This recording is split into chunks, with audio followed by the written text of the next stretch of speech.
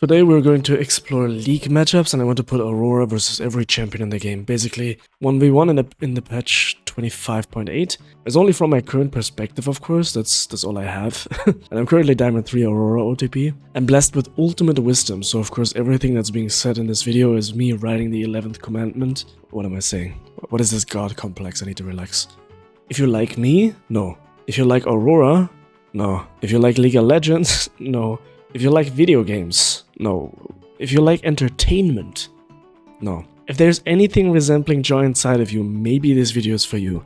But it probably isn't. I'm gonna be passionately talking about matchups in League of Legends for a couple of minutes. It's going to be a long one, so get some warm milk with honey or just water, turn yourself into a blanket burrito, and let's go. Let's go. Okay, this is also gonna be a solo queue tier list, or a solo queue comparison. It's gonna be not in swift play or ARAM or whatever, basically just solo queue. Alright, I'm gonna explain the different categories. I don't know if we're gonna use all of them, maybe we're gonna remove some of them at some point, but depending if there's anyone even going in there, just my initial ideas is Aurora versus everyone else, of course, so Aurora is out. A free win would mean, like, if that champion is in the game and you're fighting it, you can essentially just hit your buttons on your keyboard and you will still win.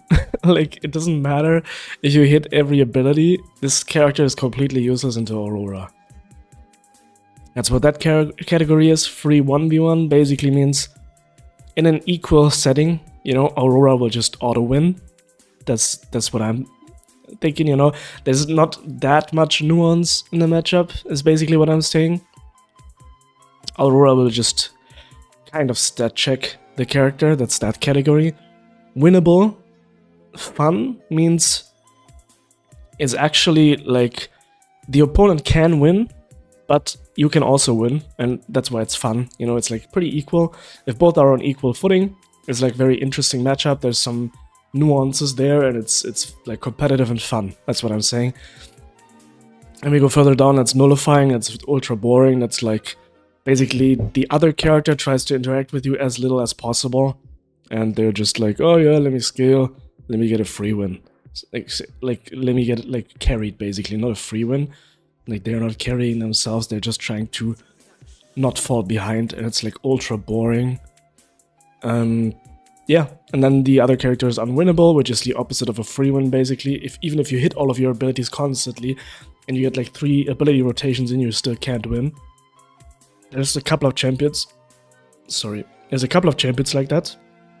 And yeah, those are in this category. And then we have the last category, which is cringe. There's only 2 characters that are going in this. I mean, if you still saw my last tier list, you probably know which ones it is, but we'll talk about it. And yeah, I mean, cringe is essentially just, it's just cringe, okay?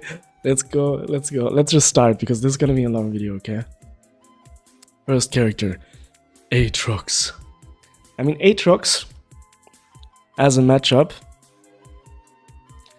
I feel like Aatrox itself is kind of weak right now. Or, like, Aatrox is just a weak character right now, but in the Aurora matchup, there is some stuff he can do. So, for Aurora specifically, I think it's actually kind of interesting.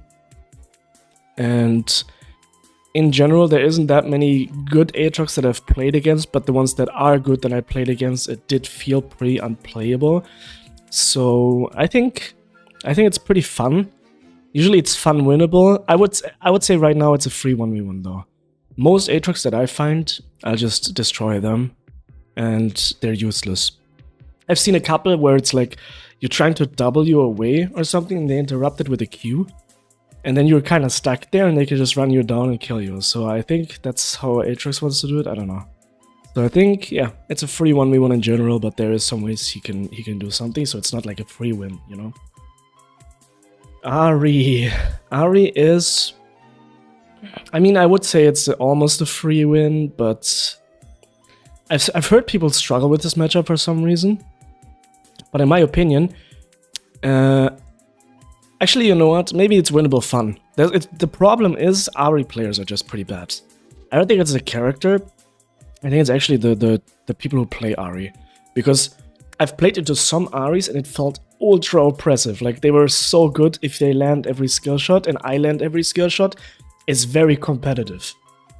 But I feel like most Ahri players actually just throw their abilities randomly 360. Sometimes they hit, sometimes they don't. They don't use their E properly, miss it like 90% of the time, and then it becomes kinda insanely easy. That's why most Ahri matchups I just win. They have no chance, they can't do anything. In earlier videos even I told you that Aurora damage just comes out faster than Ahri damage. But nowadays also Ahri's ult doesn't have a cooldown, so she can just dodge your ability, like if she's good, you know. She just dodges your ability and doesn't even engage with you without ult, so I don't think it's a free win. I think it's a free 1v1. Not exactly because of the champion, but because of how it plays out, because of the people who play Ahri. That's just my opinion right now. I think Akali I would almost put into nullifying boring, but there is, because it's a melee character, it's actually playable. And I think Akali players, for some reason, it's like the opposite of Ahri, I feel like. I think Akali players are kind of creative with how they use abilities, and they're actually kind of competitive, so a lot of Akali matchups become pretty fun. In the side lane, Akali just wins. Like if it's like a Storm Surge type of build, you know, Akali can just kind of stat check you if she hits her E, and you don't really do anything about it. You can't really do anything about it. Of course, you can dodge the E, but even then, it's difficult in the side lane into Akali. So in lane, it's really fun. It can be really fun. It becomes a free 1v1 if she doesn't have a second wind and Doran's shield, but otherwise I think it's pretty fun. Well, Akshan, you know, I mean, I don't know if you know, but if you know me, Akshan is going to cringe. Like, this character is exhaustingly cringe. Akshan is just exhaustingly cringe. Like, Akshan players represent the pinnacle of the IQ bell curve. Very average, probably below average, let's be honest. Okay, we're talking 90 IQ and lower. So it's definitely a champion matchup in which you can win the game and win lane. You can deny him a lot by just using W into his E, but in general it's just cringe. Why is it still in the game? Like this is like, I have no idea. It's disgusting, and we'll move on, okay? Like this character, he has too much stuff. It's just cringe. If he gets any money, he just stats checks everybody. It's just omega cringe. I mean, I've not seen a single Akshan player that's just a normal person, you know? It's always these low self-esteem, ultra high ego cringers. So let's move on. That's just Akshan, okay? Alistar. I mean, Alistar can't really do anything, I guess. You know, Alistar can't really do anything. I guess maybe it's just boring. It's not like you're gonna kill an Alistar. It's more like he engages on your team, you barely interact with him at all. It's just boring. Nullifying, he's gonna nullify all of your damage with your ult, with his ult. There's not really much you can interact with. I'm not even saying the champion design is bad, just the interaction with Aurora is kind of boring. That's basically it. Ambassa, from my experience, okay? I'm talking like equal lane. I feel like Ambassa is like in lane she's a free win, but it's not like a fun way. And then in the side lane it's almost unwinnable, but not really. It might be more fun than I give it credit to, honestly. It might be more fun than I'm giving it credit to. It's maybe a little bit more like Akali, but the Ambassa mains don't have the time yet to really make this champion, like, find out some creative ways to play this champion, I think. So actually, let me put it in fun. In side lane, she's gonna do the same thing as Akali.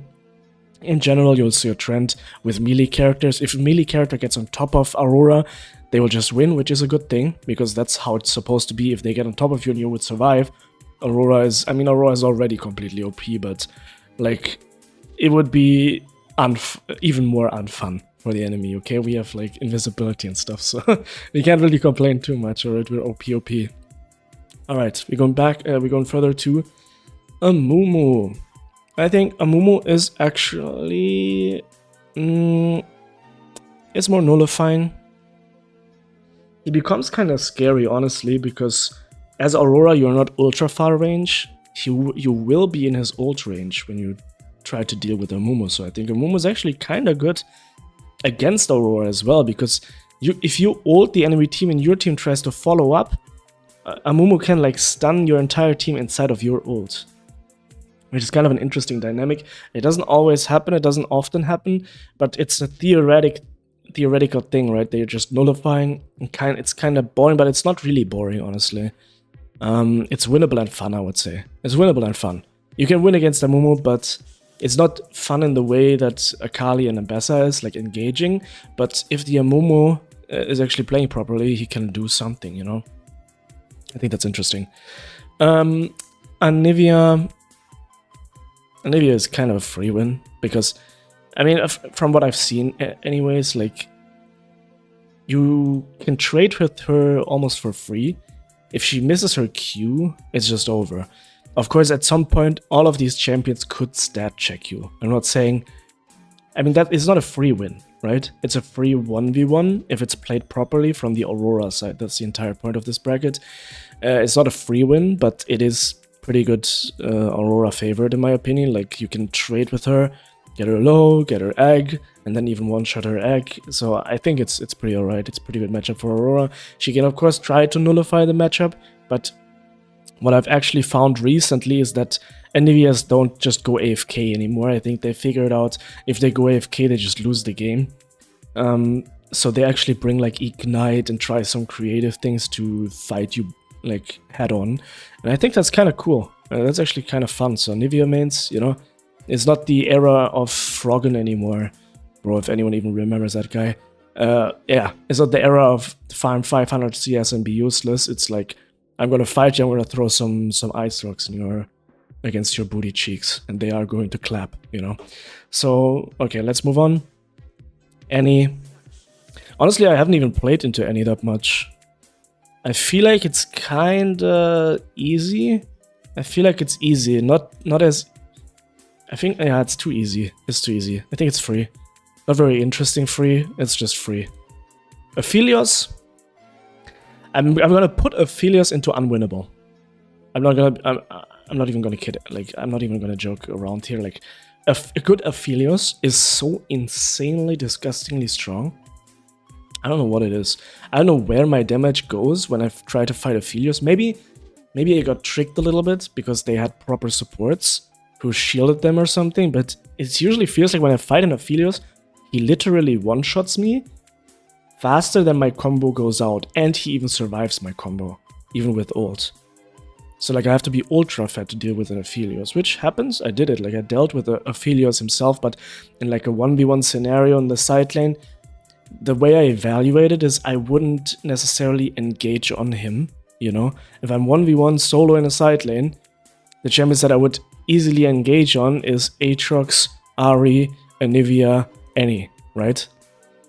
And then maybe if it's even or I'm a little bit ahead, I would fight Akalia, etc. But Aphelios, I wouldn't, you know? It's an AD carry that can deal with an invisible assassin or AP. I don't know. It's kind of crazy how strong Aphelios is. I feel like Aphelios' skill cap is so insane that if somebody masters him, he has so many tools that he can actually deal with you pretty well. All right, Ashe. I think Ashe is more nullifying in a way. Like, of course, you can one-shot her. You can one-shot her if you just, you know...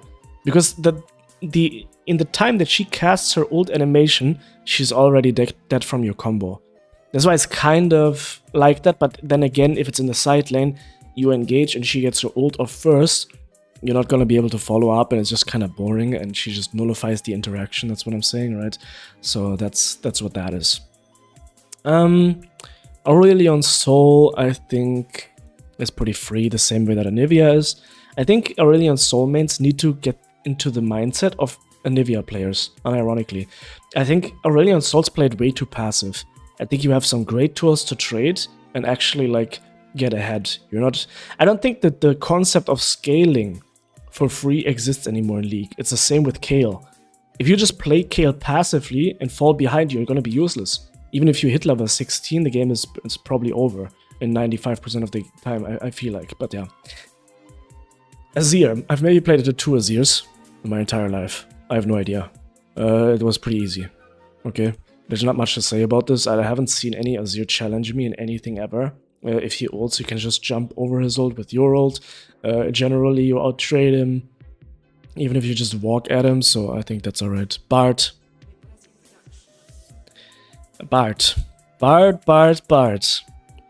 Bro, I think Bard is unwinnable. I'll be honest.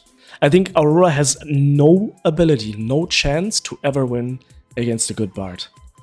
I think the Bard interaction is also so insanely interesting. Like, you have to kind of look at all of these things in a vacuum in a way, right? Because in like the game usually plays out more chaotically than what I'm saying right now. Of course, you can win into anything with anything at all times.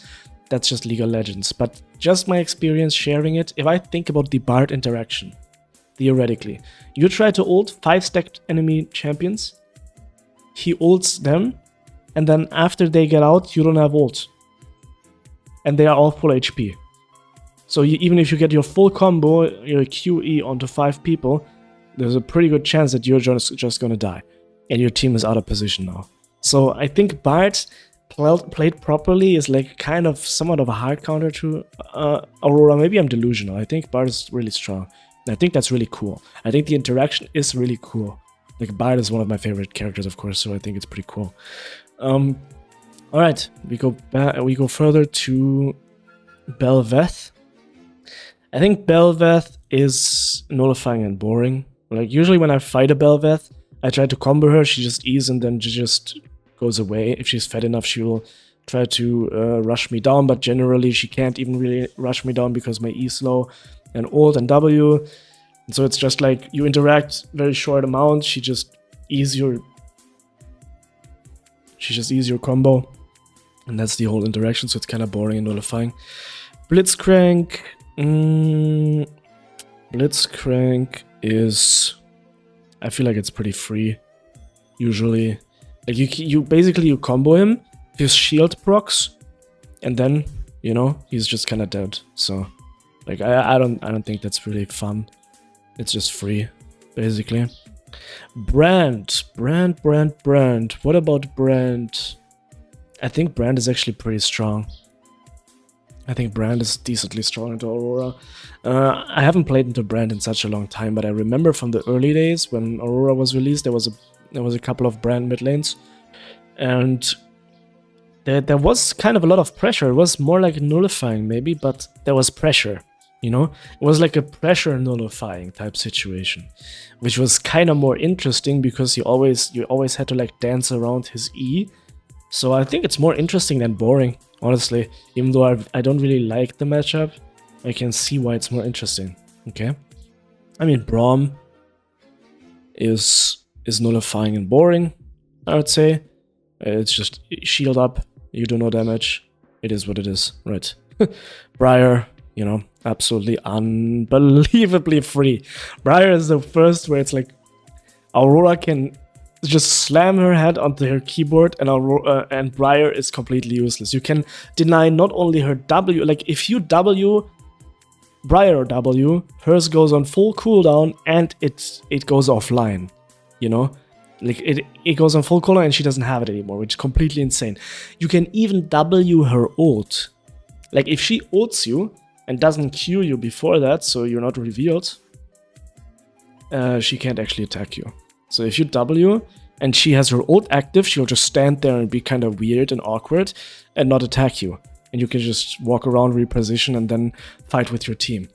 Like, Briar basically can't do anything. Plus, you can create so much space with your E and your ult to kite her and your Q, and your W, of course, as well, but you can bring her in the worst positions. I feel like it's the most free win in the world. If the enemy team has a Briar, I'm always like, okay, this is gonna be a little bit easier than the average game because you can completely deny that character anything. Let me just take a sip of my coffee real quick.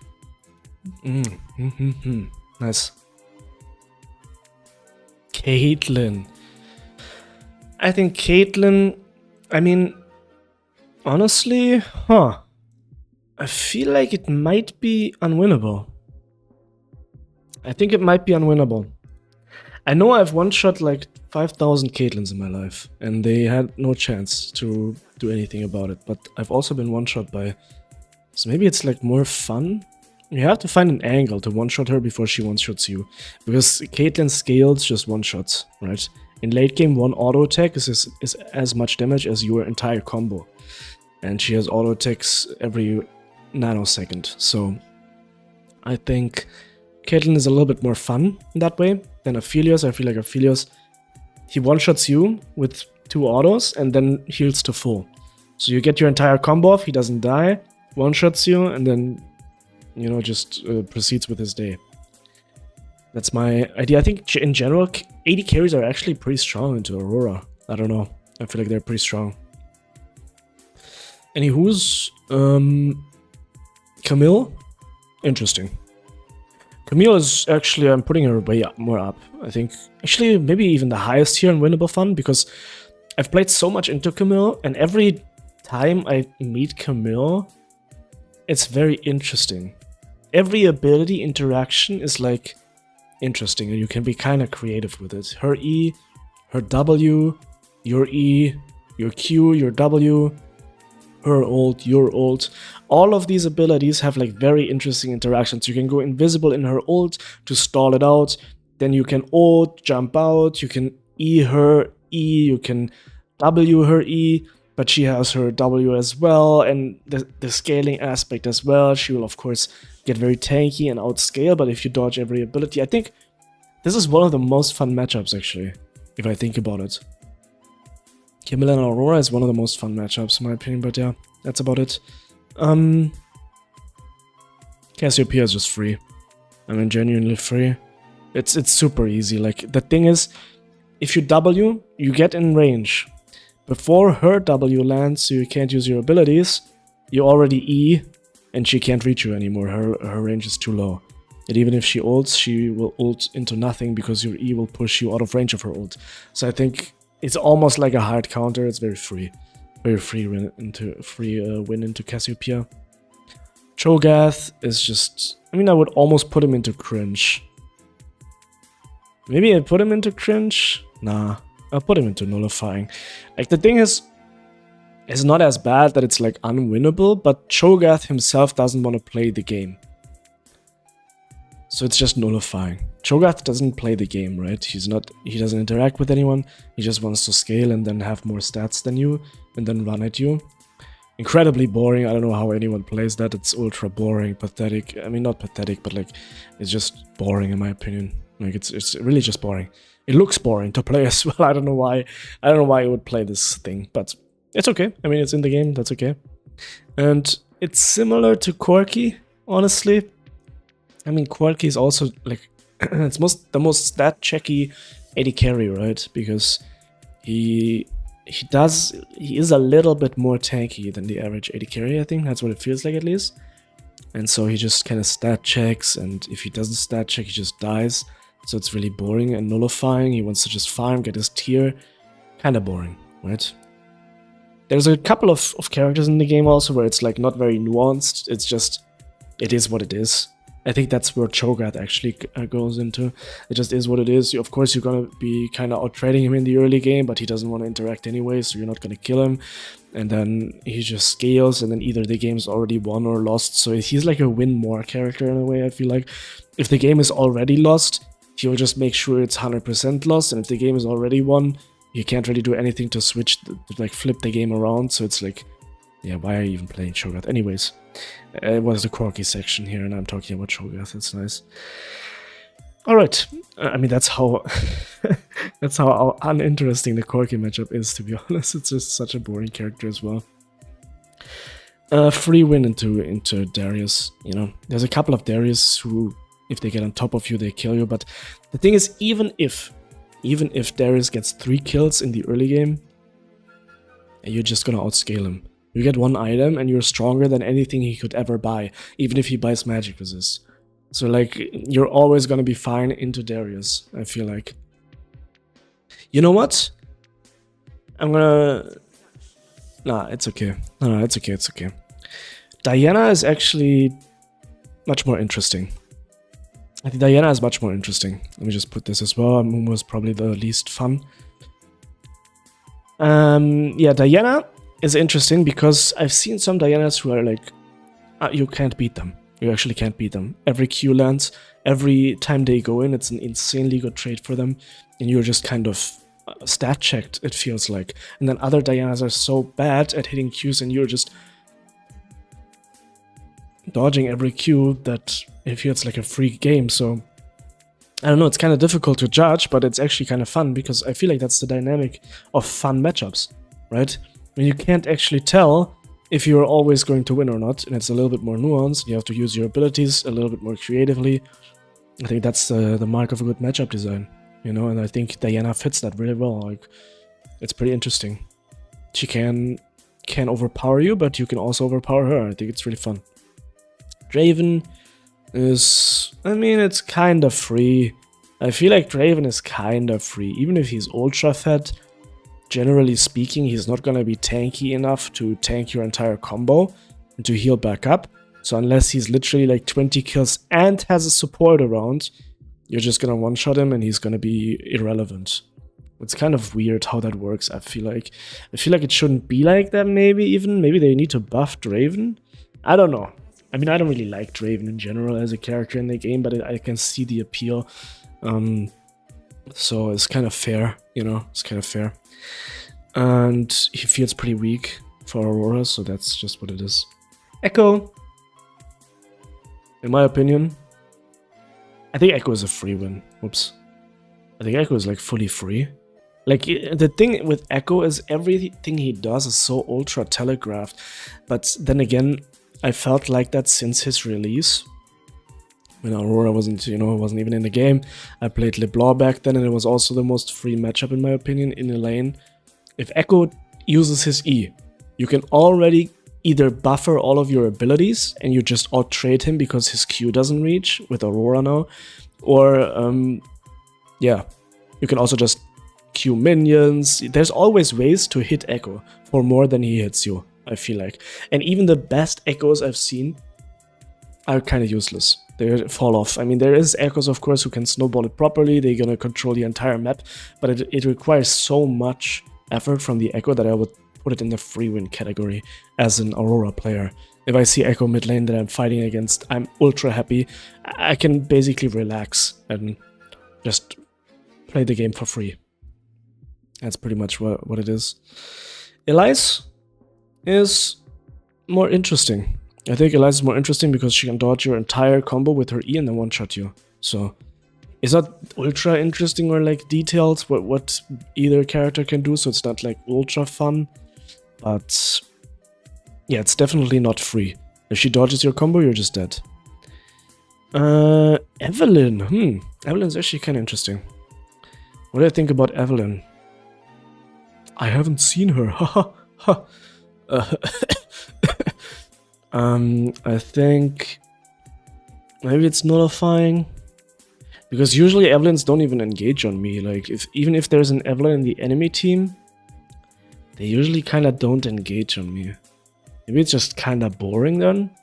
I like playing Evelyn, but into Evelyn it might be kind of boring. I don't think it's free either, because you can always just ult out of your combo. It's not like you have any hard CC.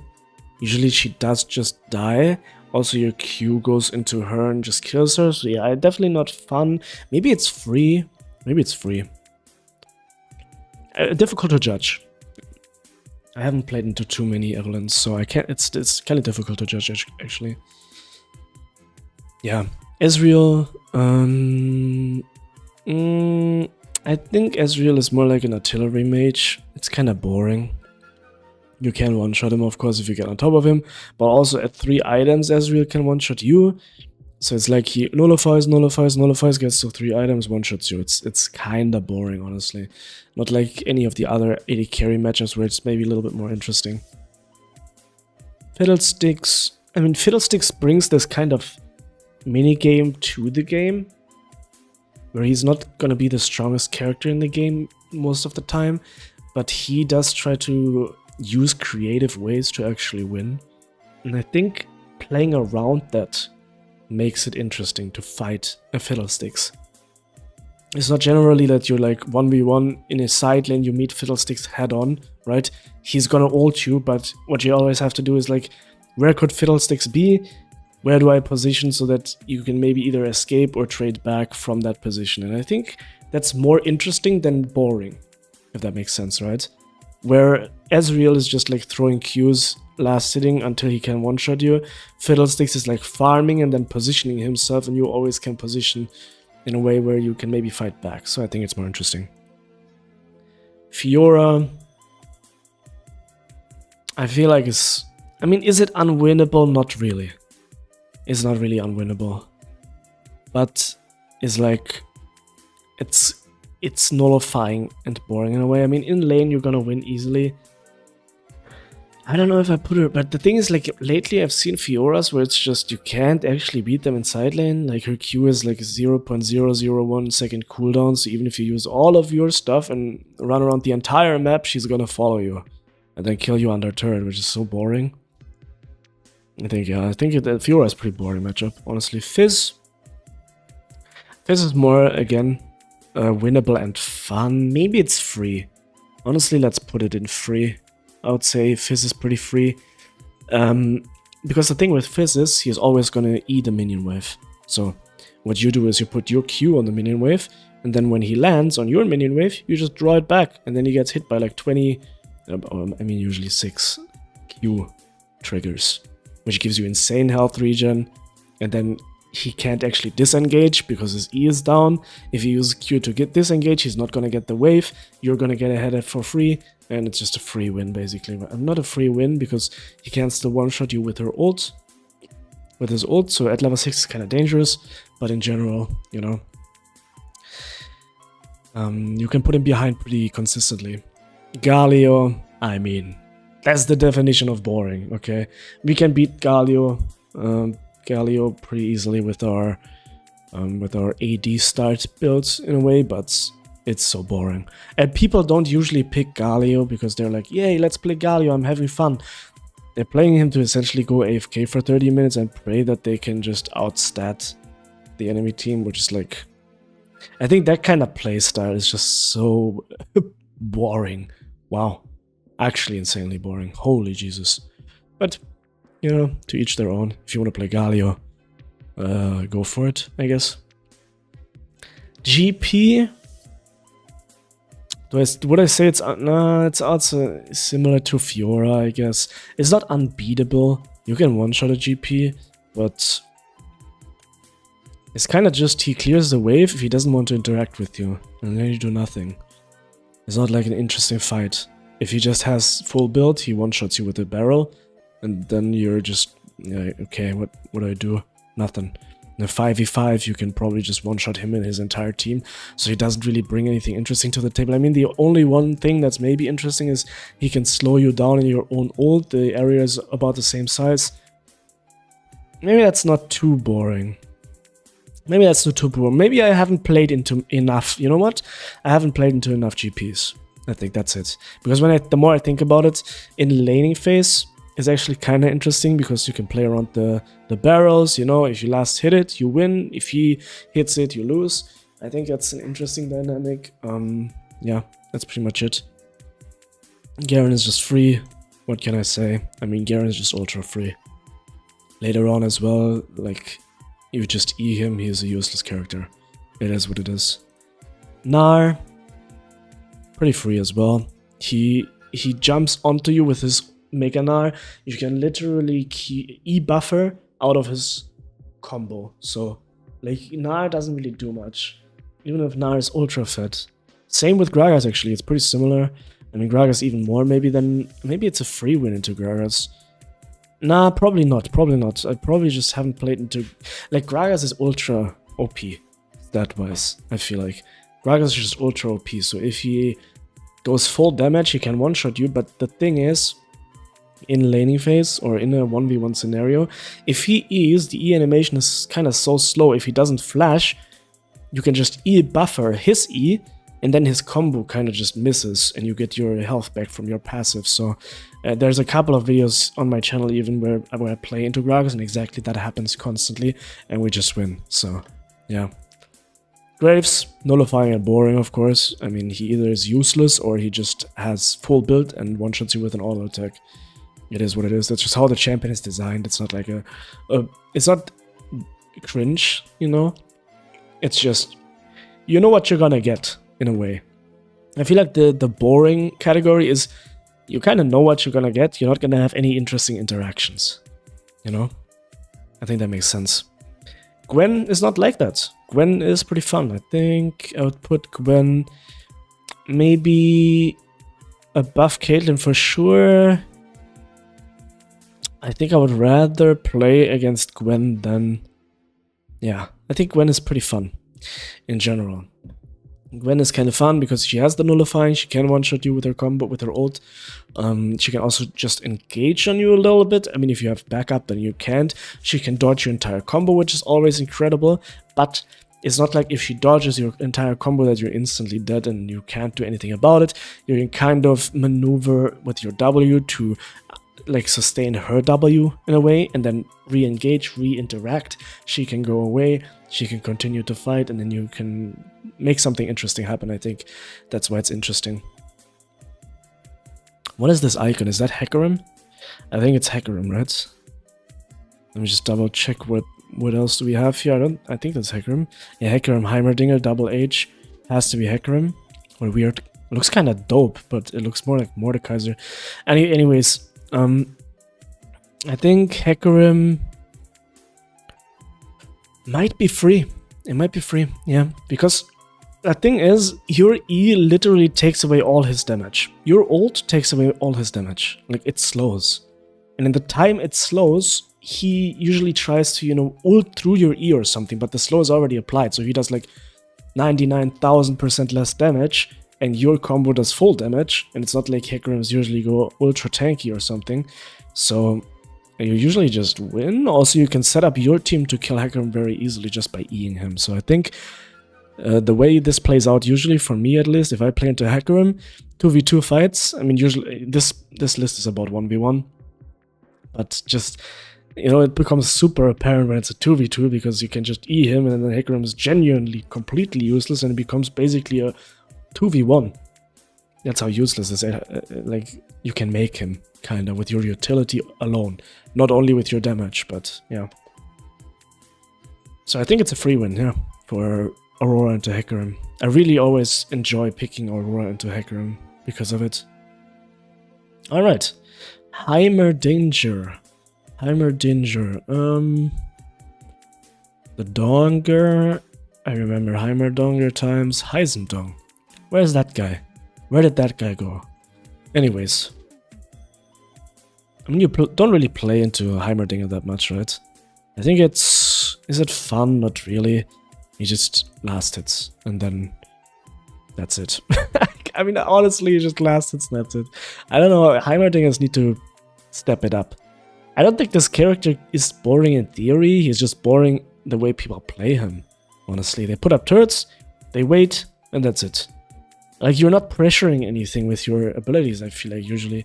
That's why I think Heimerdinger could be better than he is, but people don't reinvent him. I think he needs a one trick that reinvents him. And I think he could be really, really strong. Way, super boring. Wave clear does nothing. I mean, it is super boring. It's an artillery mage. He just spams E. If you get on top of him, you one-shot him. And that's it. It's really boring. Ilawi, or I don't know, is it fun? Is it fun? I mean, maybe it's more fun than boring because of the tentacle situation. That, I mean, out of context, that could be kind of sassy, what I just said, but in general, I think because you have to kind of play with the tentacles. Okay, now I don't even know what to say anymore. Now I'm making it awkward. I mean, you have to kill them, you know? You have to last hit them, which takes away DPS from yourself onto Ilawi, and Aurora auto attacks apply her passive, so I think that's a more interesting dynamic than people may initially think. The only problem is, of course, I'll put her at the bottom here. Let me put Amumu is really boring, but Ilawi might even be a little bit more boring. I mean, they are still fun compared to the boring category, but you know, in relation to each other. because Ilaoi doesn't actually have insane amount of tools to do anything. If she misses her E, it's gonna get a little bit bad for her, you know, because if she ults, you can just disengage. Like, you're generally winning, but yeah, okay. I think that's about it. I think you're generally... Wait, actually, you know what? This category should be... I think they should be swapped. I think that should be swapped, yeah. Because it's kind of like... Wait, this is almost perfectly aligned. What the heck? Jesus. It's gonna get even more perfectly aligned because Irelia is kind of unbeatable. It's kind of unwinnable. Wow, this Feng Shui. Look at this Feng Shui. Yeah, Irelia... Nah, I'm not giving her enough credit. Do I, though? Like, Irelia does become pretty unbeatable, I'll be honest. Like, if you have a good Irelia, you don't beat her, though. Even though it is kind of fun, like, playing into a less experienced Irelia is actually pretty fun. Yeah, I think I'll put her up here, actually, now. Let's do that. Like, I don't think it's unwinnable. You can actually interact with her a little bit and put her behind, and in laning phase you can beat her, so I think it's actually pretty fun and winnable. A little bit less so, though. Like, she's a little bit more stat checky. Yeah. Alright. We got the tree. Ivern.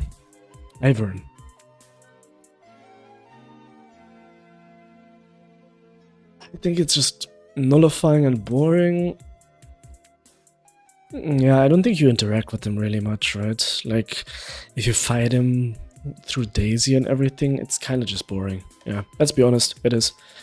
I guess it's similar to Jenna. Is it free? Maybe unwinnable. I mean, a good Jenna can really mess you up hard, like insanely hard, but I haven't met her yet. Like, I was a Jenna main for 1 year, just because I mean, I was just playing support and Jenna was like kind of OP, and actually just fun. Like, if I think about it theoretically, if Jenna interrupts your W with her Q, then you ult and she ults the entire team, you're useless. You're genuinely just useless as Aurora. You're completely negated. I think Jenna is one of the best negating characters. It's one of the only negating characters in the entire game, because she's not just a healer. Everything that she does is also CC, which is insane. I think Jenna is really insane, but yeah, I think it's actually unwinnable. Into a good Jenna, it's unwinnable, unironically. I think Jenna is one of the most underrated characters in the entire game, skill-wise. Like, Jenna takes insane amount of skill and also has like insane skill cap. Like, if you only shield with her, like you only E with Jenna, you're just completely missing the point of the character. Like, she can deny everything besides Malphite ult. That's it. That's literally it. Kinda crazy. Jarvan is free, I would say. Like, Jarvan's pretty free. It's not fun free, it's just free. You just jump out of his ult, you just out DPS him in a way. I mean, if it's even in the side lane and he's like bruiser, maybe he can win, so it's not boring and nullifying. But in general, I would say you just, you know, QE combo him. He is like 20% HP, 10% HP. He ults you, you W out, re-engage and kill him, type of deal, so it's pretty free. Jax as well, pretty free. Just a free matchup. I will put him higher though. I think it's a little bit more interesting, a little bit more fun to play into than some of the others. Because, I mean, if I think about it, wait, let me put Anivia, Annie down here a little bit more, because Anivia almost goes into the nullifying category, but just because lately Anivia mains have started to actually play the game. So I think that's valuable. Jace is completely unwinnable. I mean, if he goes Grasp, you literally cannot trade with him through his passive when he goes into his thingy, like into his hammer form or whatever. He gets like, I don't know why he becomes 20,000 HP full build Scion. That's what it feels like. It's completely unwinnable. Pretty boringly unwinnable. Or maybe it's more like nullifying. Now the thing is, like, I've played into Jace, and you can't actually just really say it's nullifying because there's no way to trade with him. I think it's unwinnable, maybe? I mean, maybe I'm wrong here, you know? I mean, I might be wrong on many of these. That's the whole point of the list, right? It's like my perspective from what I've seen so far. And then maybe in 3 to 4 months or something, when I learned even more, we can do the same thing again and see where I changed my mind. Jin. It's free. I would say Jin is pretty free. Let's put him up a little bit higher. Like, there is a little bit of an interesting interaction with his traps, right? He can always just deny you any engagement with his traps and then W if he's good. But I think Jin is also such an insanely difficult character that finding Jin players that are actually good is very difficult. So, or it's very rare, rather, you know? So, yeah, that's about it. That's about that. I think Jinx is free. I feel like Jinx is always 50-50, you know? She pops off, becomes unstoppable with a good support, you lose. If the support slacks off for a second, you can still kill her and then progress through the game. So essentially, in a 1v1, of course, it's completely free. And then going from there, winning the game into a Jinx is a little bit more difficult sometimes, but also it doesn't feel unfair. So yeah, I think it's okay. I think Kai'Sa, I would love to put her into unwinnable, because I've seen some Kai'Sas that were not playing really well and you still couldn't do anything into her, but to be completely fair, it is winnable and it's fun in theory. Because we both have invisibility, it's just about, you need to really focus into a Kai'Sa. Like her DPS, she can literally just one-shot, right? With her Q passive W combo type of deal. So she can one-shot you, and you cannot one-shot her, ever, because of her ult. So, unless you're like ultra fed, of course, but like in general, even state, I don't think I've one-shotted Kai'Sa, which gives me more of an Aphelios feeling, but I can see like the nuance, you know? I just feel like I haven't played the matchup really well. So I'm giving a little bit more credit towards the character, and yeah, that's about it.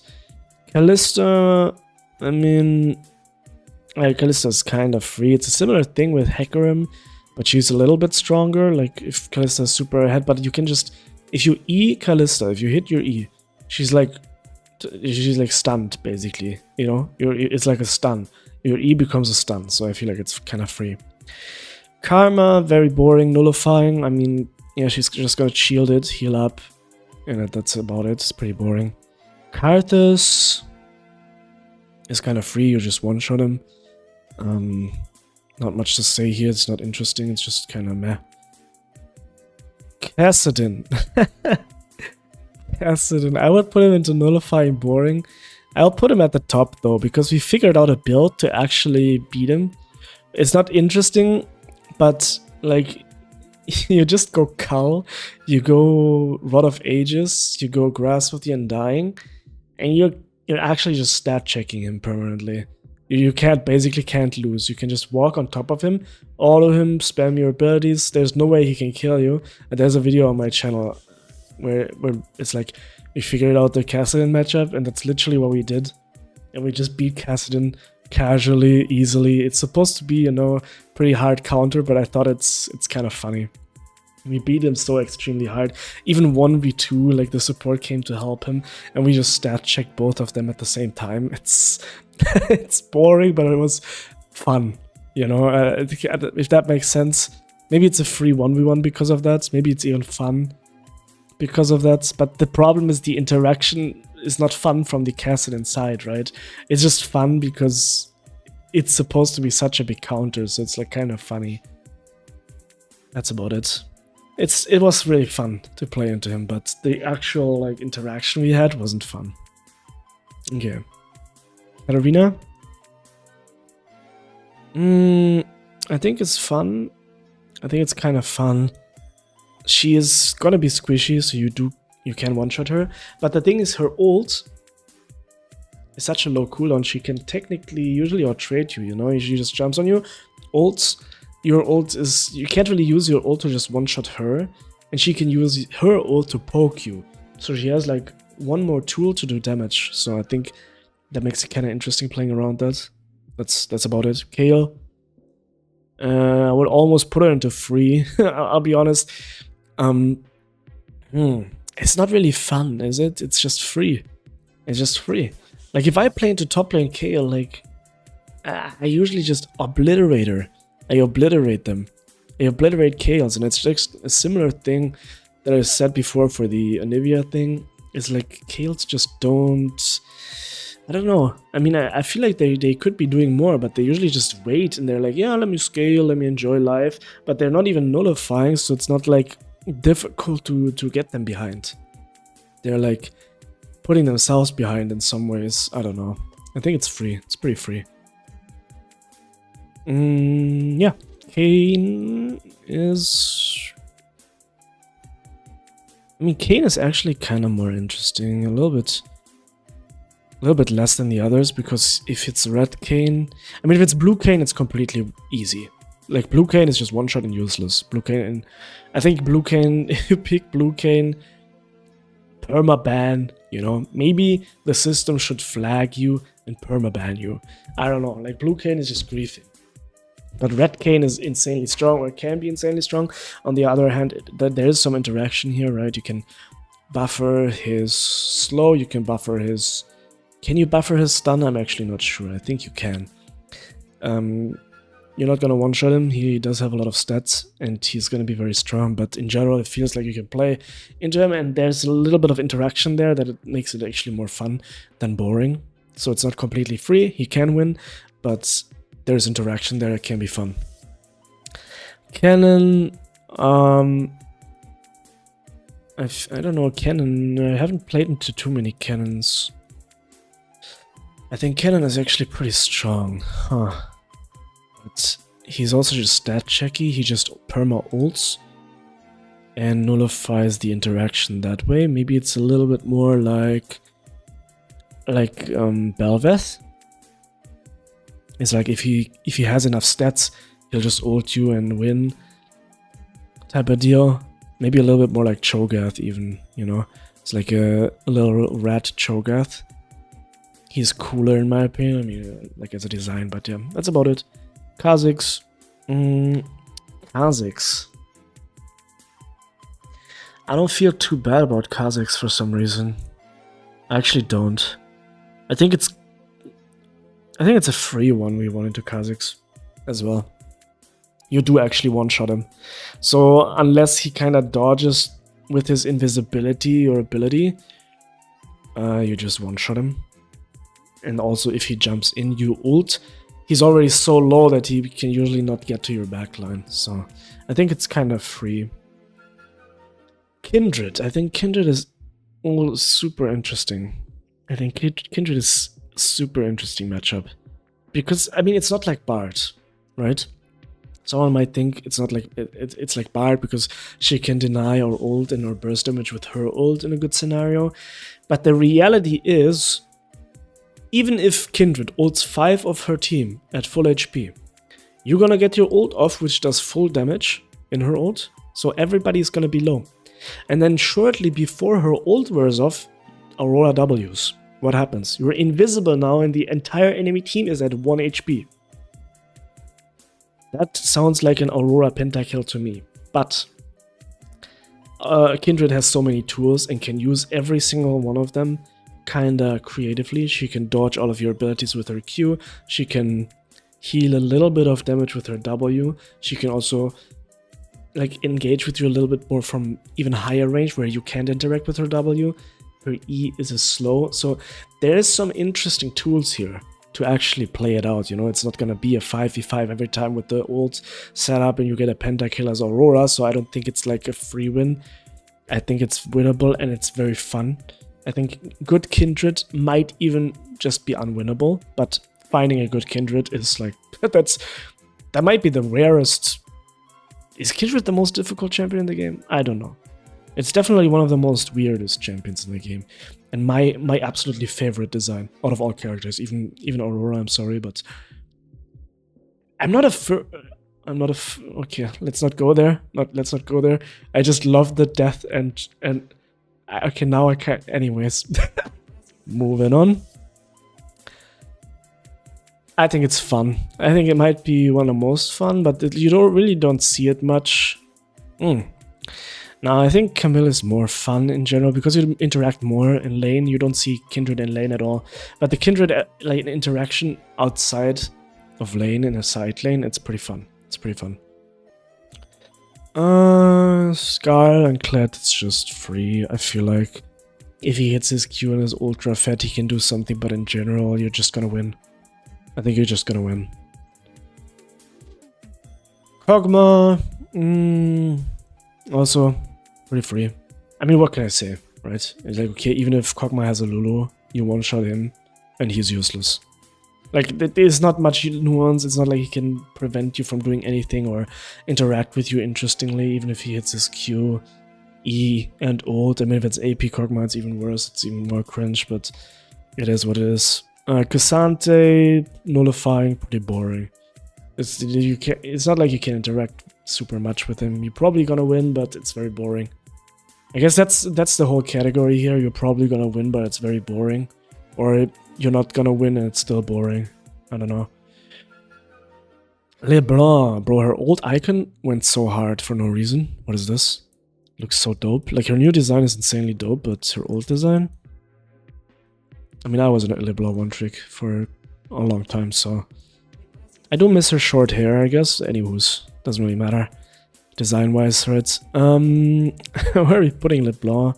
I think it's interesting and fun, can be. Maybe not, maybe it's just free, honestly. Because the thing is, if she Ws, which is her combo enabler, she cannot W like... Or she usually doesn't W in a weird direction. She's gonna jump on top of you, which guarantees that you land your entire combo. So she used 2 abilities and you kind of used 3 in a way, because all of your power from damage-wise is in Q and E.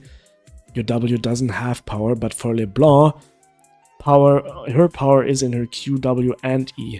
So she has to hit all 3 abilities and you only have to hit 2. So I think, yeah. It's not easy, it's not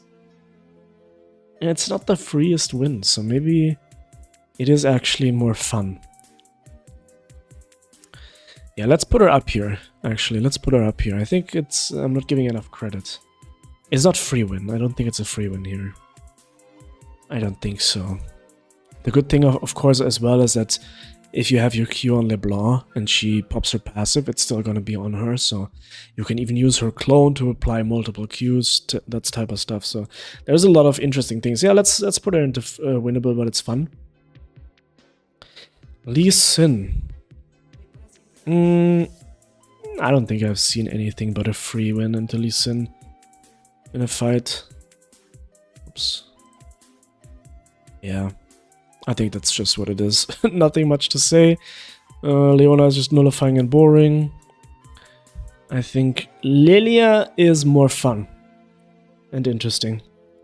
Probably towards the bottom. Is not super intricate, but she does actually, because of her movement speed and her lower cooldowns and her AoE, that's not like super big range, and her sleep, all of these things, I think it makes for like interesting interactions, you know. I think it does. It's not super complicated, but that's just, yeah. Lissandra, I would say it's just free. Or maybe it's nullifying and boring with her ult. Yeah. I mean, if they go like Aftershock in lane, oh my god, like, bro, it's so boring. I don't know. Yeah, I think it's just boring, actually. Yeah, it's not really free in a way. She can just ult your combo. Lucian. Lucian. I mean, it's not like Kai'Sa where it's like fun, I feel like. Is Lucian nullifying? I feel like he goes maybe into the category of nullifying, because what does Lucian actually do? You try to engage on him, he E's backwards and ults. So where's the interesting interaction here? It's not free because he does have that option. That's how you can't reliably hit him, and then he just ults. I mean, you can run out of his ult, so the entire like interaction is negated. It's super boring, so that's just basically what it is. Lulu, I mean, Lulu is just nullifying and boring. Let's be honest, it's not like interesting. Even though I don't dislike Lulu as a character, I think Lulu is, yeah, I mean, she just polymorphs you and walks away. Or ults herself or something.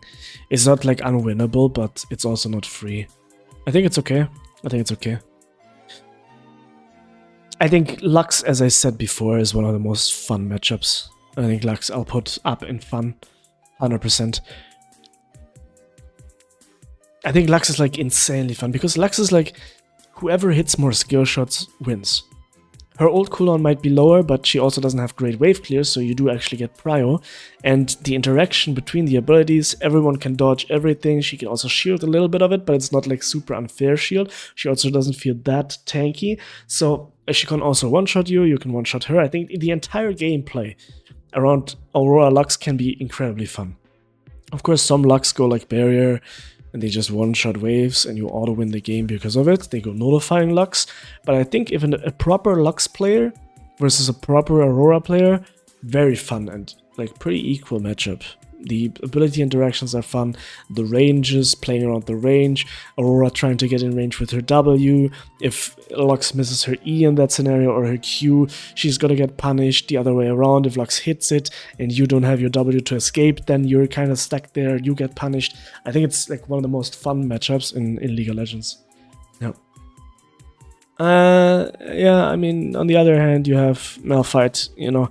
I recently figured out that if you go Doran's shield into Malphite, you basically auto-win the lane, which is pretty funny, but that doesn't make it less boring. It's still boring, nullifying Malzahar as well. Ultra boring. I mean, all the characters that don't want to interact with you. I think that's why they have a bad rap. You know, it's just boring. It's genuinely just boring. It's cringe. You win, it's free. I mean, maybe Malzahar is even a free win. Like, that's not even too boring because you auto-win. There's not much he can do.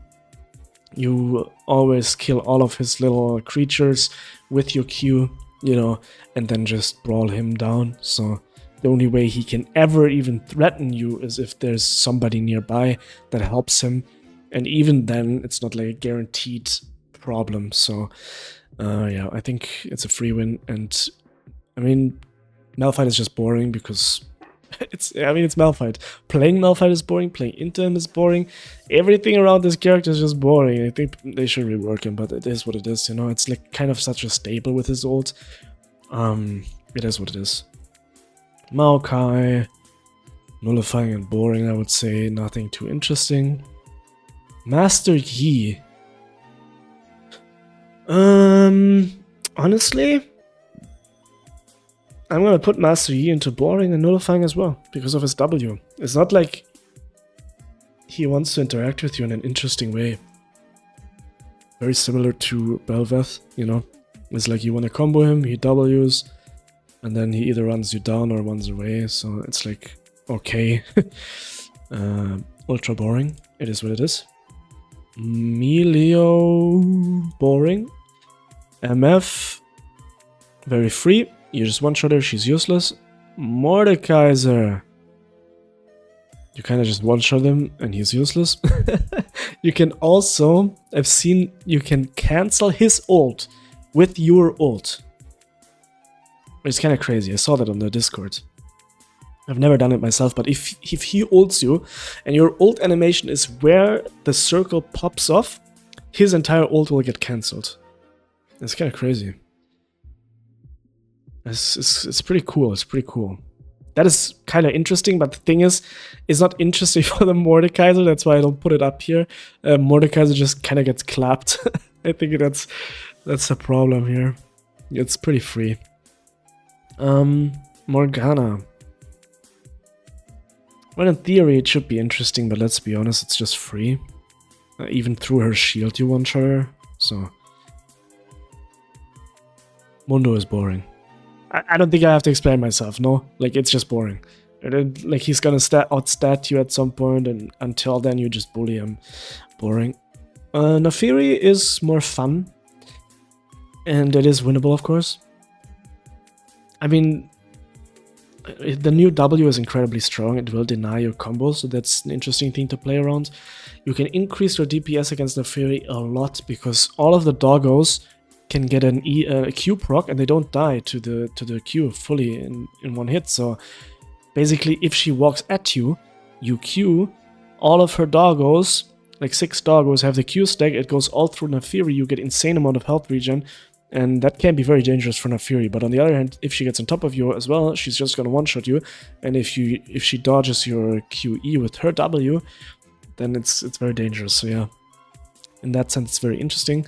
Nami is just free. You just one-shot her. She doesn't really have too much nullifying. It's almost actually, you know what? It's kind of interesting because she can interrupt your your W once again with her Q, with her ult. So maybe it's more interesting. Yeah, I think it's more interesting. Actually, it's not like she has a chance, of course, to like kill you, but the interaction is more interesting. And of course, it's winnable. So it's more fun than boring. You know, if I'm fighting a Mundo, it's like 10,000 times more boring than when I'm fighting a Nami, and I actually have to think about, okay, her bubble is gonna come out, and have to play around it. You know, Nasus, nullifying and boring. Unironically, he just eats the wave and then waits until he scales. Ultra boring. Usually you win, but that doesn't make it less boring. Nautilus, boring. I would say, yeah. I mean, you can. I think you can buffer his Q, but I mean, it's just boring. Nico, of course. Is it interesting? I don't think so. I think it's just free. Like, I think it's just free. I don't think it's super interesting. In theory, it should be, but I don't feel like it actually is, because if she's strong enough, she's just gonna one-shot you out of nowhere. I don't know. Maybe I need to think about it. Maybe it's more fun than I give it credit to.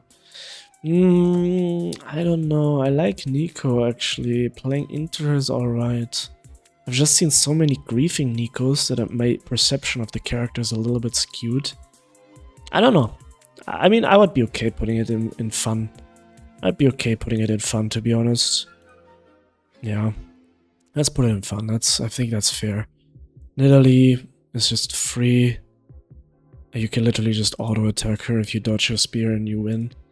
Nyla is a little bit more interesting. No, she's free, let's be honest. Nocturne, also kind of free. The good thing about Nocturne, I mean, if you play into him, you can kind of get out of his fear, right? Like, you just W out of his fear. He has a lot of movement speed, so it depends a little bit on the game state. If you have boots, if he has boots, if anyone has, like, cloud dragons, it skews the matchup into each direction, but I think in general it's pretty free. It's kind of weird because usually spell shields are ultra strong against Aurora, like thinking about Sivir here. But for Nocturne it doesn't really feel that strong. I don't know why. Yeah, Nunu is pretty free as well. Maybe nullifying. Let's put it into nullifying. He's just gonna eat stuff, roll around, do something else.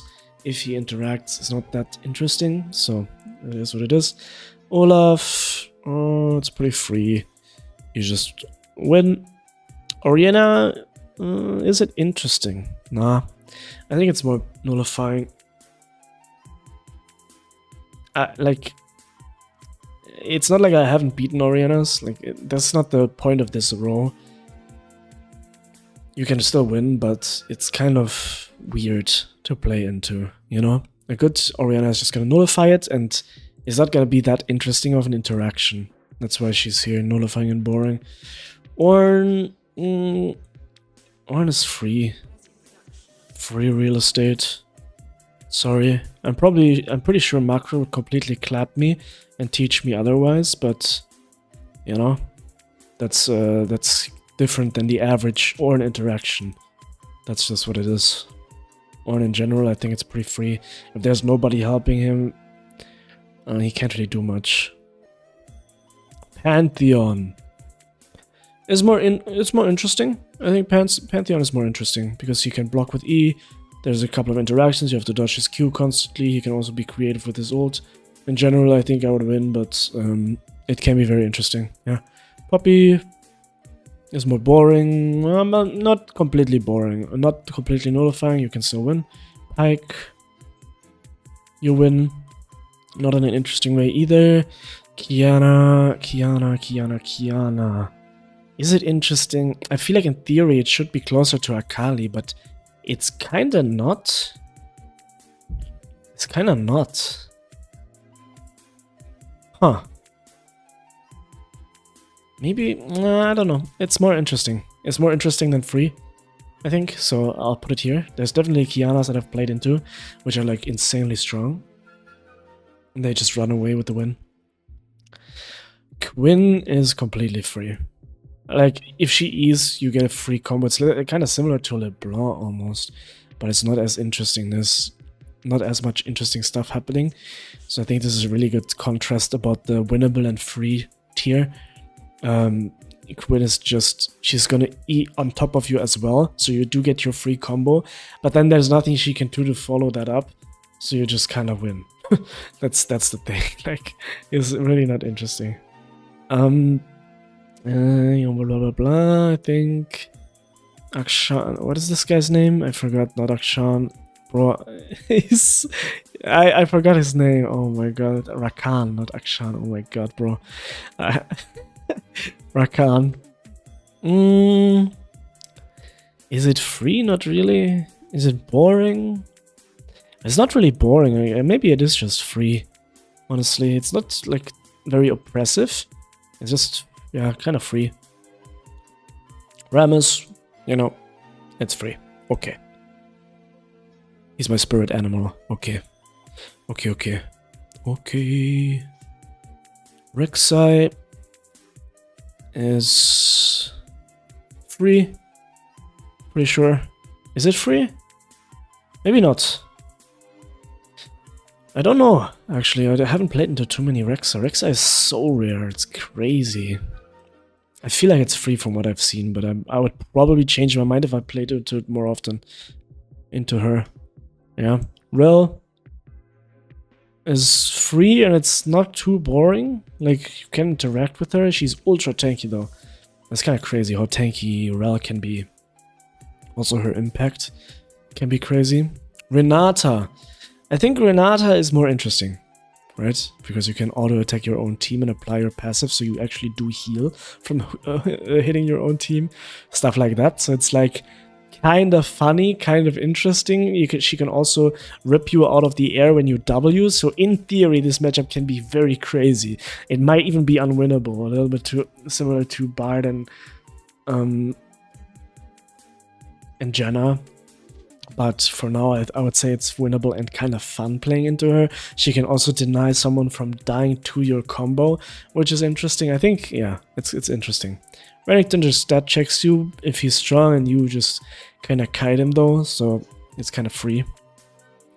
Rengar, you know what? Rengar is pretty boring and notify, because you hit him with the combo, he heals up, and then you either just kill him because he doesn't actually have any stats, or you get killed by him because he does. Like, it's so boring. There's no interesting interaction.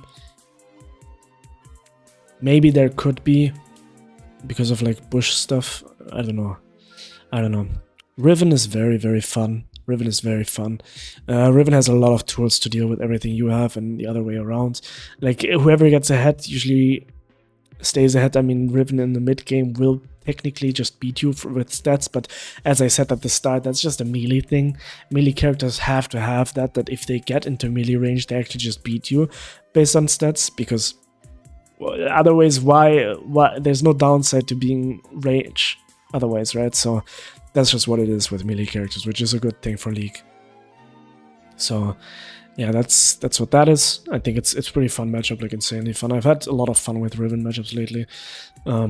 Yeah, that's just what it is. I think Rumble is actually unwinnable. He just stat checks you from level 1 till level 18. Is that true? That's what it feels like, at least. It's kind of cringe. I don't know. Almost cringe, but it's not. Rise is pretty free. I feel like I've seen some people struggle with the Rise matchup, but from my experience, he can't actually reach you.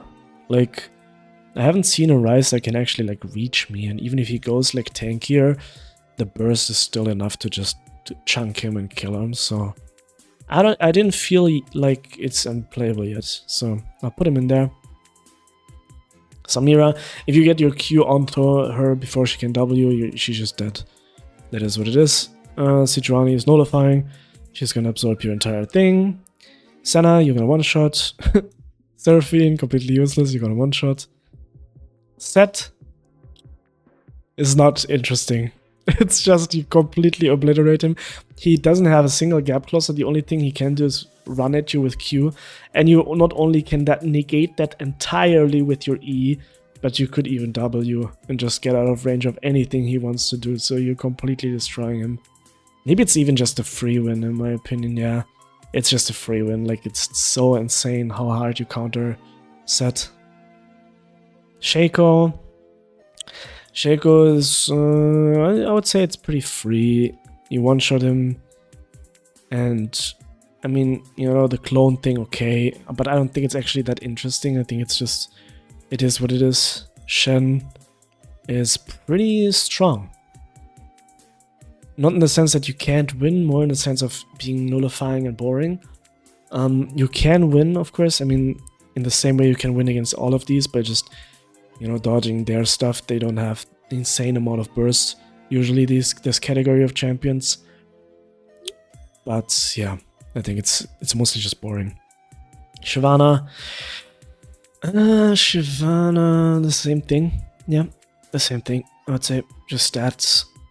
And same for this guy. Sion is unwinnable. I feel like Sion is one of these characters. Like his W. If he's tanky and he has like 2 or 3 items, his W alone will like tank all your entire combo. And by the time your combo is up, his W is also up again. Like, you're not beating Sion. It's just not a thing. It's not, that doesn't mean you can't win a game against Sion. It's the same for all of these characters. You can win to all of these. But like, their stats are just too high for your burst. You know, that's just what it is. Severe, I don't know why. I don't know why she's so strong.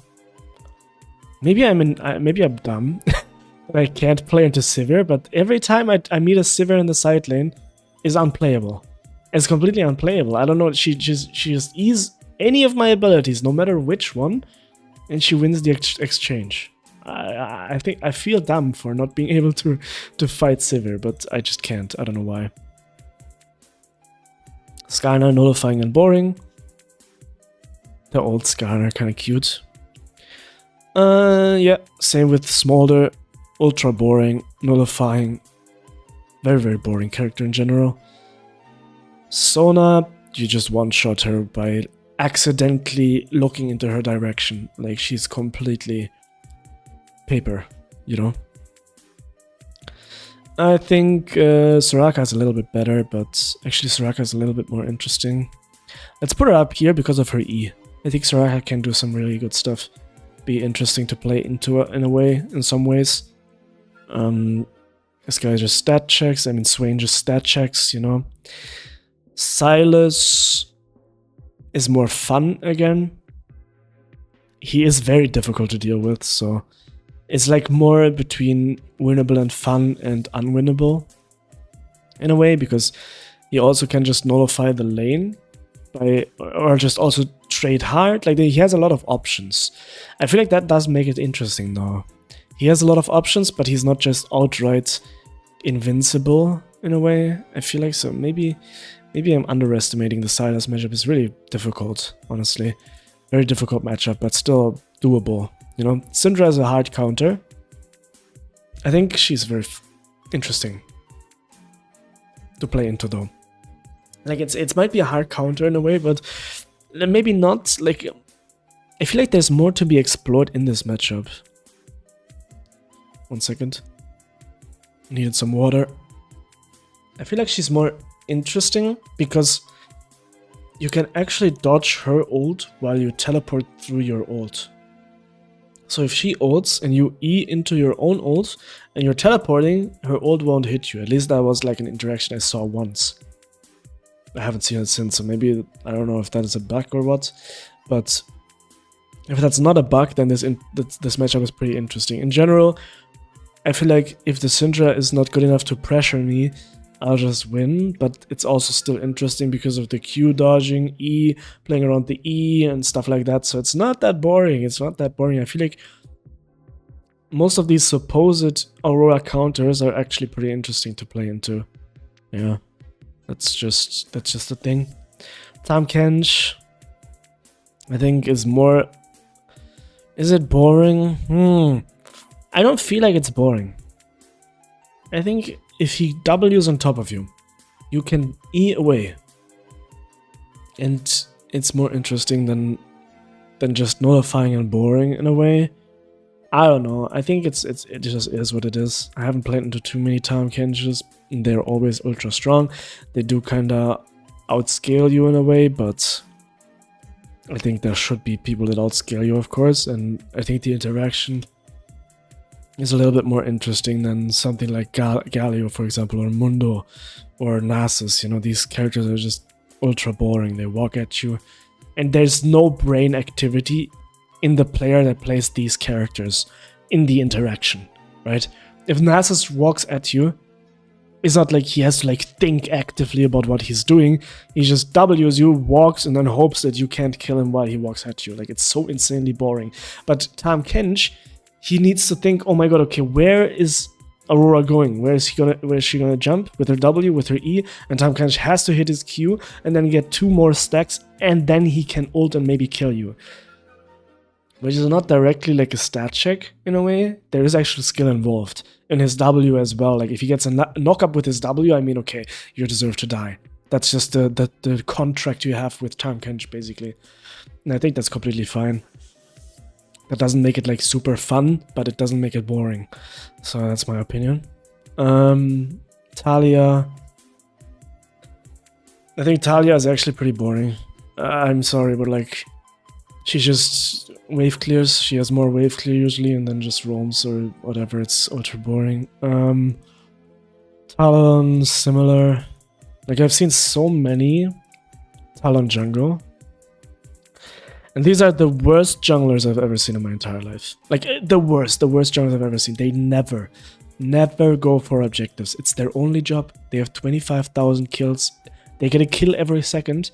They have the most gold in the game, and they're too much. They're drooling so hard all over themselves that they're unable to do their actual job, which is get the objectives. They don't get a single objective, and then they just lose the game because, of course, the enemy team outscales because they have all objectives. So, like, this is just ultra easy to kill him, but, like, it's just about the topic of, like, Talon players, you know?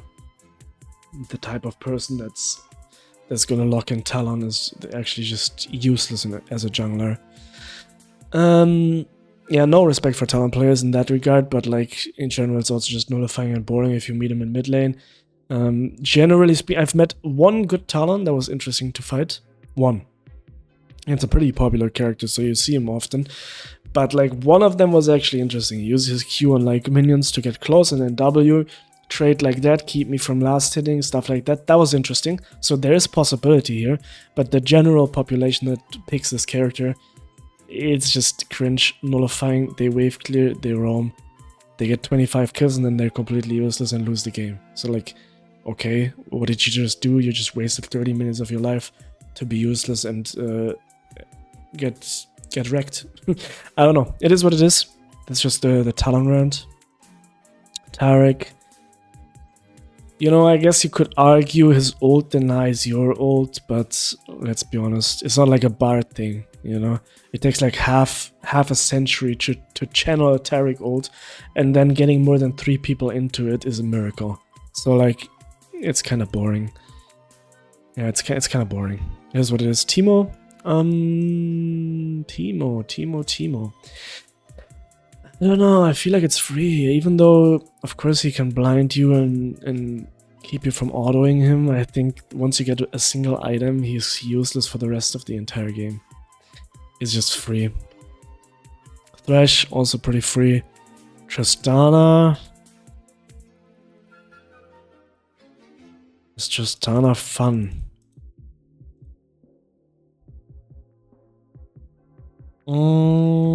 It doesn't feel free. That's why I'm thinking. if I play into Tristana, it's very difficult to approach, but generally speaking, I do still kind of tend to be able to win, so it's more difficult. I'll put it up here. It's more difficult to win into a Tristana, generally speaking, but it's not actively super fun because she's just gonna W out or fight you, right? So yeah, and her damage is also ridiculous. Trundle is kind of free in a way. I would say a little bit close to set, but he actually does have the movement speed to run you down in the side lane. So if he gets ahead, you're actually not winning at all into him. So generally on even ground you win free, but like there's no nuance really that the Trundle player has, but if he's ahead, he can run you down. And for set, like as a contrast why he's in free win, why set in free win, is because even if he's ahead, he can't do anything. The same for everything else here.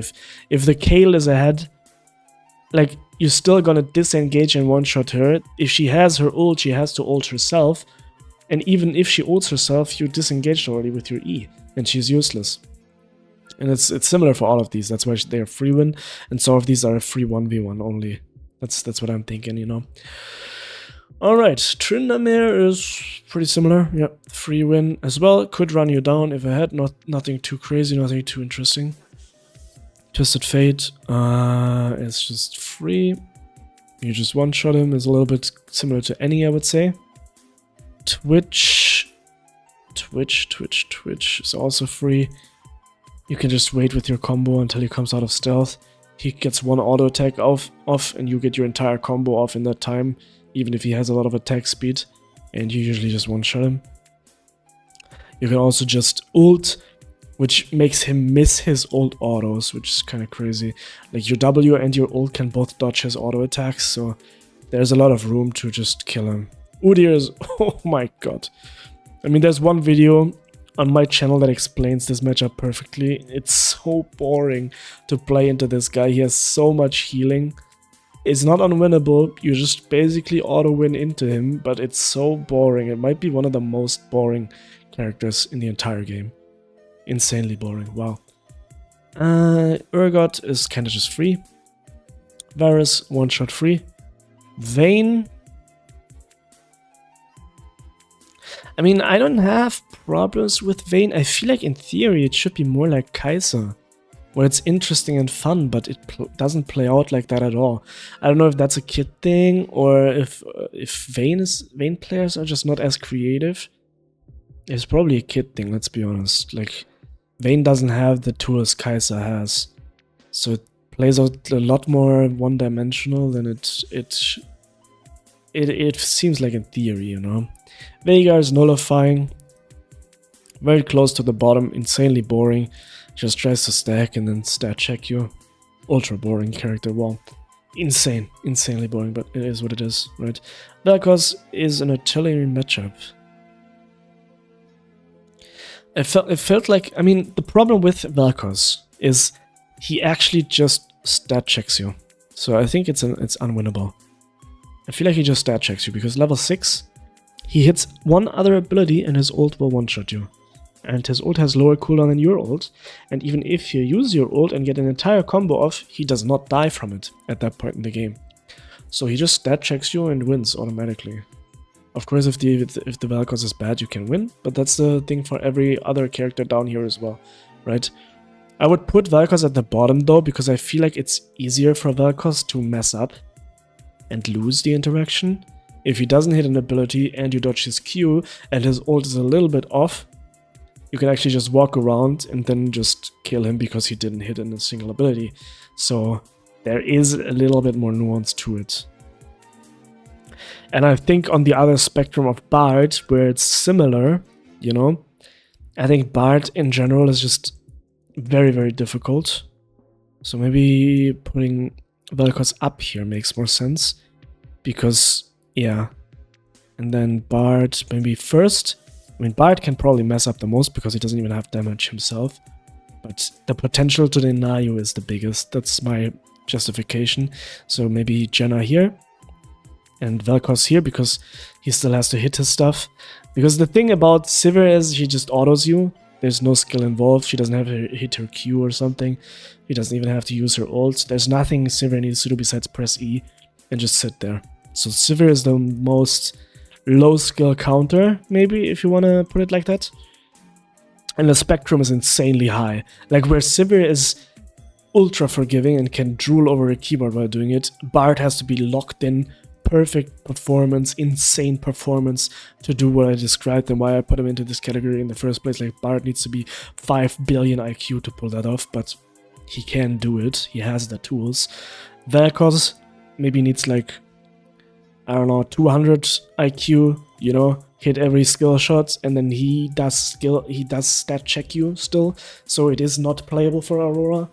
And then we have the Janna denial, you know. I'm going on kind of a rant here to justify this this thing, but yeah, Janna as well, maybe 180 IQ, a little bit less. She can deny you a little bit easier. And then on the other side, we have Rumble, Sion, and Jace, where they just kind of stat check you as well. They don't need to hit much, and they just win. So it is what it is. Anyways, oh, we're almost done. Very, very short video. Wow. We have Vex. I think Vex is pretty strong. It's not boring. Is it fun? Maybe. I think Vex might be a little bit more fun here. You don't see her often, and she can gain a lot of damage from your W and E, but she doesn't actually get it for free. So it is still interesting. You can still play into her. You can also fight her in team fights, deny her in team fights. I think it's interesting.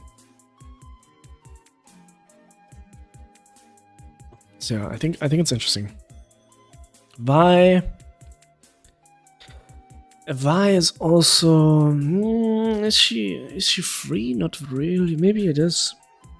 I feel like Vi is kind of free. If she does have her ult, she's supposed to kind of win the thing because, as I said earlier, if a melee character gets on top of you, you lose, and she has like a free tool to get on top of you, right? So I think it is free technically in most situations, but she can win. So, and it's not very interesting, so not in fun. Viego. Viego is more interesting, I would say. Because, I mean, I don't know. Viego is difficult to evaluate because you do have to take his passive into account if he gets a reset and you're fighting something else all of a sudden, you know. His base kit, though, is also not that boring. You can usually one-shot him. Maybe it's just free, honestly. I don't know. Without his passive, it's free. With his passive, he usually wins. So is it actually that fun? Probably not. I don't know. Difficult. And maybe I put him at the very top. In between fun and free type of deal. Victor is just nullifying and boring, let's be honest. We did find a build to deal with Victor as well, to beat him consistently. But in general, he just wave clears and is boring to interact with, you know. It's similar to Kassadin, I guess. Similar to Kassadin, where you can beat him pretty consistently, and the interaction can be fun, but only because you beat the supposed hard counter so hard that they are crying. That's the fun part. It's not because the kits are fun or the interaction is fun or interesting. It's just because it's so funny that they have insane tools and they just can't use them or are not good enough to use them in general. I don't know if that makes sense, but that's a thing. I think Vladimir generally is pretty free. He does run you down in the side lane, and he also runs you down in general a little bit, but there's this interaction where you hit your Q, even if he pools for half an hour, your Q will still go off after, and then you can Q him immediately again. You also have sustain. So I think Vladimir in general is free, but it's just a matter of how good is the Vladimir player, and even really good Vladimir players, they tend to lose the ball. So yeah, the interaction is not ultra interesting, so yeah, I think it's generally just free. Volibear, also the similar thing. He can stat check you, but it's not technically nullifying, right? That's the thing. It's not boring enough to be nullifying, it's just like competitive. Maybe this is more like a competitive tier. I feel like it tends to be free for Aurora because Aurora is just insane. Like Aurora is just, her kit is just so insane. She just has the tools to deal with like 90% of all characters, which makes the 1v1 interaction kind of free. And I think that's crazy. It's the same thing with the Warwick here, by the way. Wukong, as well. It's the same category of melee champions that aren't ultra strong, you know, and not like ultra tanky. So it feels like you can't fight them, but they can also kill you, type of deal. Xayah. I think Xayah is actually pretty fun, you know, playing around her ult, playing around her CC from the feathers. Actually kind of a skill champion. I think Xayah is one of the AD carries I respect the most skill-wise. Like, it's very interesting dynamic you have with the feathers, CC, untargetability, using it for DPS or for self-peeling. I think it's very interesting, very underrated. I mean, I'm having a lot of fun playing Xayah, I'm just bad. So that's the thing. Xerath, ultra boring, nullifying, just wave clear, similar to Victor, but he's just weaker, I feel like, so yeah. Even more range, pretty boring. So it is what it is. Xin Zhao is actually kind of difficult. I mean, in melee range, Xin Zhao wins, and his ult forces you to go melee range. But I feel like the dynamic actually plays out more like Bel'Veth. You do your combo, he ults, and then he just walks away. You know, you dodge his engage, and he just walks away. And he's useless. One of the most fun matchups in my opinion, Yasuo, love it, absolutely love it. Your E goes through his wind wall, so, and like, you can still hit him behind his wind wall when you Q minions before he does his wind wall, so if you know he engages, you just Q the entire wave, he jumps on top of you through his wind wall, you E him and pull your spirit stuff into him, and you can actually damage him behind his wind wall. And it creates this fun dynamic where you always essentially can't hit him through the wind wall, but there's tools to actually still do that. Your ult of course hits through it as well. So it's not, he can deny insane amount of damage from you, but you can also be creative with applying damage to him. And Yasuo is a character that has to engage with you because he has to farm in melee range. He cannot farm from range. So he has to dash on top of you, trade with you, interact with you. There's ways he can deny it. There's ways you can still interact with him. I think it's one of the most fun like matchups in general. Unironically. I think it's really good. I think it's really good, like design-wise, super fun. I think a lot of people struggle with Yasuo, but I think it's actually one of the most fun matchups again. And it's not so much with Yone. I think Yone is just free, it's not very fun. It's very one-dimensional, you know, compared to his brother. Yone is just, yay, I get to walk at you for free with my E. I will dash at you with my Q3. And when he dashes at you with Q3, either he has enough stats to just straight up beat you, or you get a guaranteed QE combo and just beat him. So it's just a free lane in most cases, like it's just free. Yorick is unwinnable. I mean, he just stat checks you, it's ultra boring. It's worse than Sivir. Yorick is genuinely uninteractable. You cannot, you know what? After his rework, I'll put him in cringe. I'm not even kidding. I'm gonna put him in cringe. I just decided that, like, because I've played into like 4 Yoricks and none of them are interactable. It takes 10 auto attacks to kill one of his ghouls. It takes 2 full skill rotations to kill his ghouls. In the time you kill a single ghoul, he has spawned 20 more. And at that point you spent so much mana you didn't even interact with him a single time. And then he still has his, like, wife. I think this rework is... It might be the worst rework Riot has ever done. It's so bad. It's so cringe. I know it might be fun to just stat check people and play him. And it's not, like, impossible to win a game against him, but... You genuinely cannot interact with him as Aurora or something. It's so bad. It's just really, really cringe. It is what it is. Yuumi, I mean, you know, It's free, let's be honest. I mean, even if she's setting on somebody else, it's not like she can make him really immortal in most cases, so it just is what it is. Zack is free. Not too many interesting interactions. Zed. Yeah. Zed is my permaban because he's cringe. I think Zed is the least skilled, least League of Legends champion in League of Legends. It's just cringe. Like, this character prevents any interaction, not through his stats, but just because he has a flash ability on a 20-second cooldown.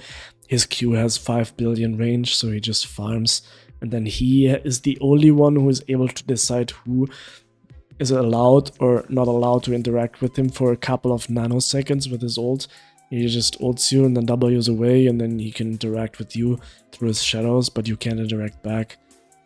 Like, it doesn't take much skill to play this. It just doesn't, you know, it's just cringe.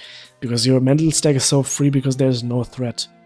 Zed doesn't have to worry about many things. He has too much mobility, too much untargetability, because technically he's still, you know, standing in front of you with his shadow, but he's like 5,000 kilometers away.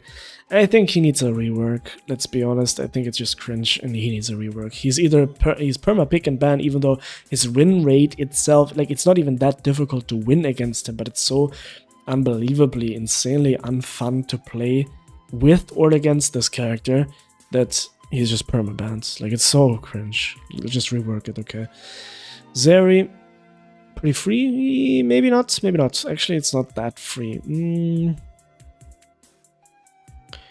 Is it free? Maybe it's more free. Maybe it's like Jinx a little bit better. A little bit more interesting than Jinx. I don't know. Difficult. She can be very strong and just one-shot you and run you down. But then again, she also just dies to a combo. So, I think it's okay. Yeah, let's put her up there. Ziggs. I mean, that's... Ziggs and Xerath is almost the same character. Ziggs is more difficult though. So, I'll put Ziggs a little bit. I mean, I don't even know anymore. Ziggs is a little bit more difficult. Let's just say that, you know. Ziggs is more difficult to get his stuff out. Alright. Zillion is pretty boring. I'ma keep it at $150. There's nothing too special about Zillion. He just denies your combo to kill someone, but then again, he also doesn't even provide really anything for it, so is it even good to do that? I don't know. It's kind of just bad. Zoe, on the other hand, is pretty fun. Zoe. Pretty fun.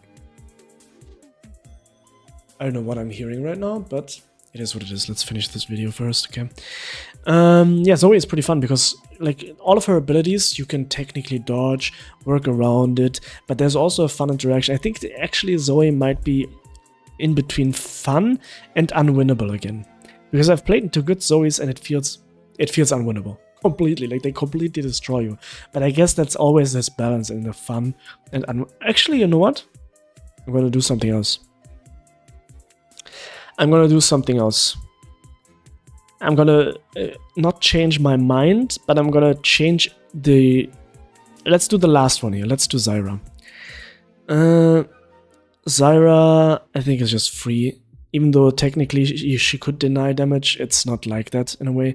Okay, let's rearrange this.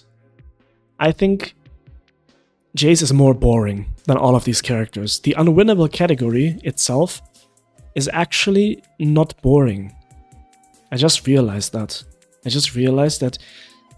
I can't put it below boring in a way, because this is actually more interesting than it's supposed to be. Jace is ultra boring and uninteresting.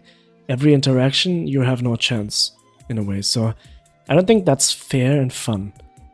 But into all of these others, it takes a lot of skill. I feel like. It takes a lot of skill. So I'm gonna put them... I'm gonna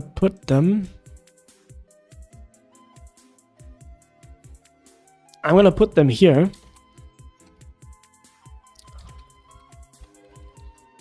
I'm gonna do this. I'm gonna put this this. I'll make it like this, you know? This matchup might be unwinnable. I guess in that sense, I'm gonna put Rumble here as well. Into nullifying. I think Sivir, I'm just not good enough to play into her. That's my theory right now, so I'm gonna leave her here. Sion as well, I feel like if I play it well, there's two things with Sion. He can just go, like, if he plays it well, he can snowball hard. If I play it well, I can snowball hard. And I can actually win. And I can even interact with him. And I can, like, dodge his Q, jump out of it, interact, and then we have, like, a 20-minute fight, boss battle. And I can maybe win, right? So I'm not saying it's, like, boring, per se, to play into. Sivir, it's a little bit more boring, I have to say. Bard is, like, super interesting. Vel'Koz is more interesting. Janna is more interesting. And Aphelios is also more interesting because I can work around his turret and stuff like that. So I think this makes more sense. Well, the colors don't make any sense anymore, but... Nullifying boring, we're gonna make it gray. Rewin is just fine, so we're gonna make it green. Unwinnable but respectable. We're gonna make it light orange, winnable and fun. These are great matchups. And then Aurora herself, wait, whoops. Aurora herself, let's make it purple. I think this is great. I think this is a good list. Let's just...